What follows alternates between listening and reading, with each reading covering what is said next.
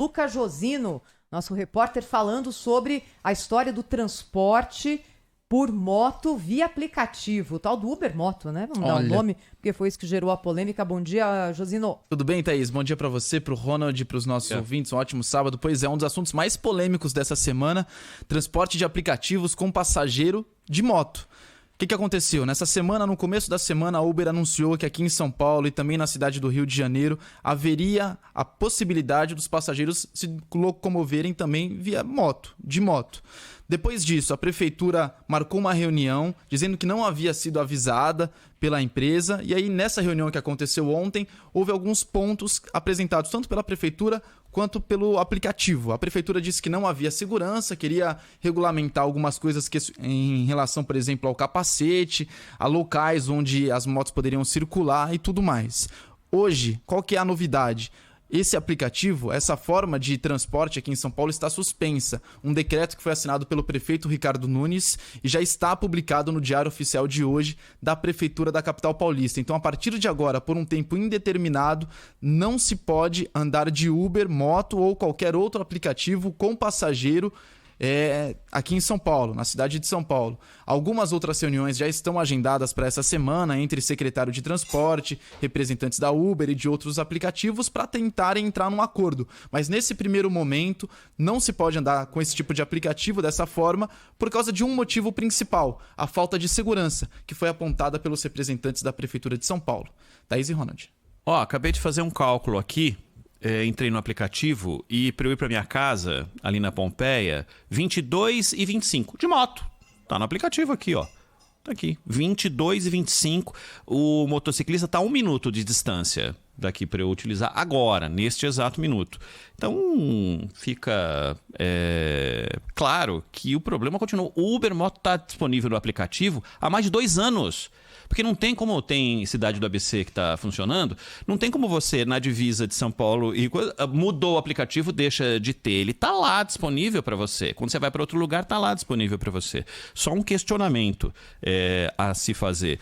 A gente tem um costume muito grande de proibir, né, antes de tentar criar uma forma de fazer a coisa funcionar. Vai ser proibido também o transporte de garupa? Porque a garupa é Uber Moto, né? É igualzinho, né? Você transporta atrás. A única coisa é que é um serviço de transporte e o outro é alguém que você quer levar. A iniciativa é de quem está levando a moto. Precisa criar uma forma, né? Acho que precisa criar um jeito de fazer a coisa funcionar. Proibir só não adianta. O grande problema está na raiz. E a raiz qual é? A preparação do motociclista para colocar uma moto na rua é ridícula. Vocês têm carta de moto? Não. Não tem? Vai fazer o teste de moto. Você faz, como diria aquele personagem, descostas. Porque não precisa de nada. Você faz um 8zinho, você nunca tendo dirigido moto, é capaz de ser habilitado. Então você vai pra rua sem condição nenhuma de dirigir uma moto se você não tem conhecimento. Tem gente que é safa, né? Já aprende desde criança, com o pai, com o tio, sei lá, essas coisas. Mas na maioria das vezes as pessoas saem muito mal preparadas. Esse é o grande problema. A formação é ridícula para o motociclista, esse é o ponto de partida. Agora, outra cidade já tem esse tipo de transporte regulamentado, né? Funcionando há muito tempo. Alguém achou algum jeito de fazer com que normas tornem ele pelo menos um pouco mais seguro? Porque assim, Ronald, eu entendo o que você está dizendo, mas olhando de fora, me parece uma temeridade você colocar a gente para ser transportada por São Paulo com motoristas que a gente não sabe qual foi a formação nesse trânsito maluco que a gente tem. O motociclista Você falou tudo, a formação. É a maior vítima do trânsito. É a formação. E às vezes também não é só a responsabilidade ou culpa dele. É porque ele, evidentemente, está mais exposto. Não é? Num duelo com qualquer outro tipo de vetor ali do trânsito, é ele que se dá mal. Todos os motociclistas estão expostos a essa situação. Todos eles. Todos vêm da mesma origem, que é a formação do jeito que ela é hoje.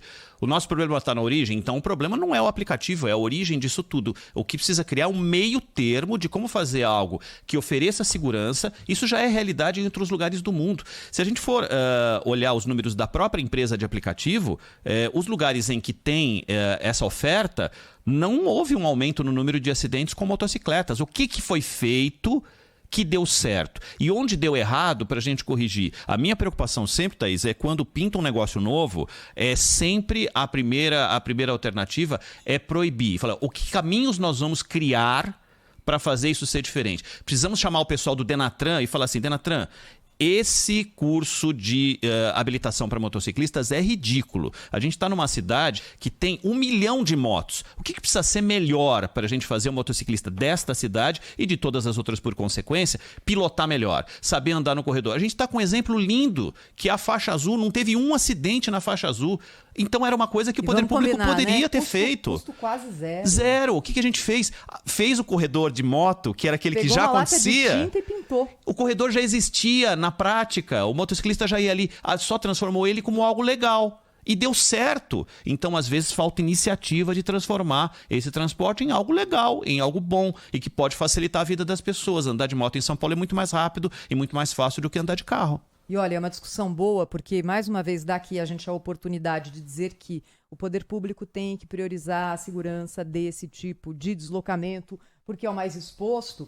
E, Ronald, parece que a gente se acostumou, né, com uma situação de risco, do tipo, olha, os entregadores, eles fazem isso porque optam por isso, então tá no preço correr esse risco. Agora, com o passageiro, né? Acho que a gente coloca aqui uma discussão importante que a segurança tem que ser garantida para todo mundo, independente do motivo pelo qual é feito o trajeto. Para o lazer, para entregar pizza, para transportar passageiro, para trabalhar. Para tudo.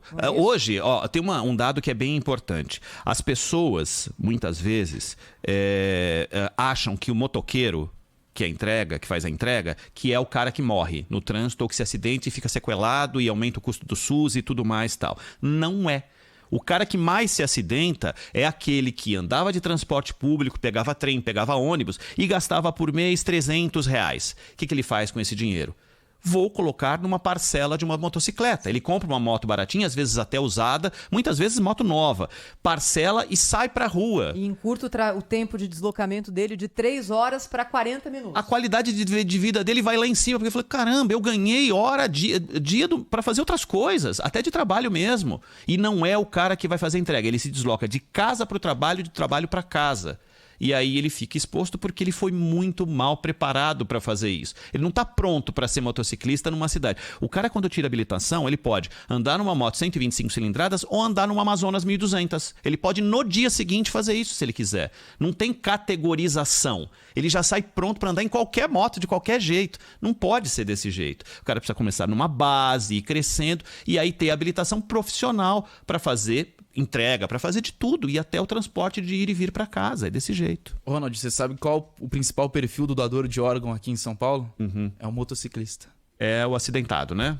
É o acidentado. Olha só. É uma loucura, né?